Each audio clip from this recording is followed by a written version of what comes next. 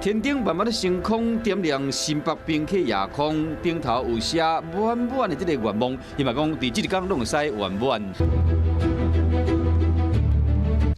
元宵的尾暗啊，宾客10分广场，民众伫遮团圆感受过节气氛。现场放8花盒的这个天顶，每一花盒拢有一座6公尺高的主题灯，面顶有画新北市的景点。那大是许什么愿？写什么愿望？心想事成，国家大好。他也希望疫情赶快退散咯。心愿对天顶慢慢升悬，为天顶来看更较水。每一趴灯拢代表着希望，替民众照亮人生的旅程。明溪天灯，我想每一个人都希望一辈子有一个机会来这边放天灯。那今年，因为疫情的关系，所以我写下平安祥福，平安雄厚。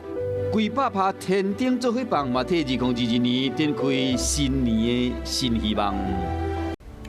我是陈雅玲，想要跟我一起从零掌握天下事吗？赶紧按下华视新闻 YouTube 频道的订阅按钮，开启小铃铛，跟我一起探讨公共议题，给您最专业的华视新闻。